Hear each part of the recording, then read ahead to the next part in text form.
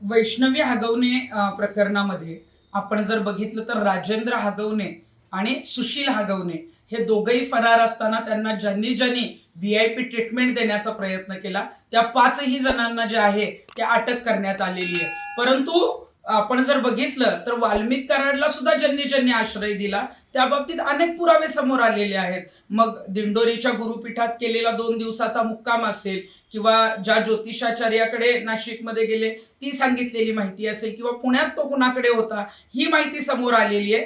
तरी सुद्धा त्यातल्या मात्र कुठल्याही आरोपींना अटक करण्यात आली नाही. कायदा हा समान आहे. आपण जर बघितलं तर वैष्णवीला न्याय मिळावा यासाठी निश्चितच या 5 आरोपींना अटक केली ज्यांनी या सगळ्यांना सहारा दिला.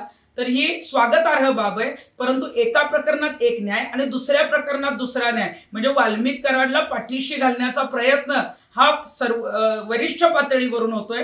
त्याच्या प्रकरणात मात्र त्याला ज्यांनी आश्रय दिला व्हीआयपी ट्रीटमेंट दिली त्यांना मात्र एकालाही आरोपी करण्यात आलं नाही, अटक करण्यात आलं नाही. मग हे का करतंय, हे कोण करतंय, याच्यामध्ये राजाश्रय आहे का, राजकीय नेत्यांनी पाठीशी घातलंय का? आता त्याचा तपास होऊन त्यांनी जिथं जिथं आश्रय घेतला त्या सगळ्यांना अटक करणं गरजेचं आहे.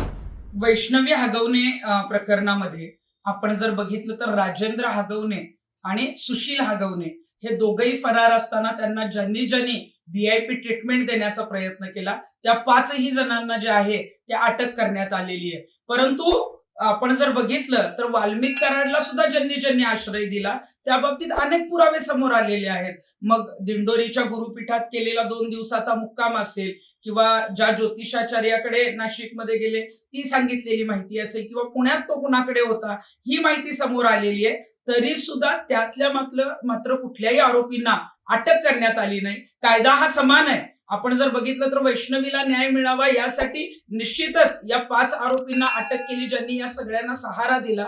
तर ही स्वागतार्ह बाब आहे. परंतु एका प्रकरणात एक न्याय आणि दुसऱ्या प्रकरणात दुसरा न्याय म्हणजे वाल्मिक कराडला पाठीशी घालण्याचा प्रयत्न हा सर्व वरिष्ठ पातळीवरून होतोय.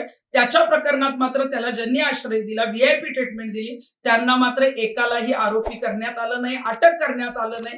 मग हे का करतंय, हे कोण करतंय, याच्यामध्ये राजाश्रय आहे का, राजकीय नेत्यांनी पाठीशी घातलंय का? आता त्याचा तपास होऊन त्यांनी जिथं जिथं आश्रय घेतला त्या सगळ्यांना अटक करणं गरजेचं आहे.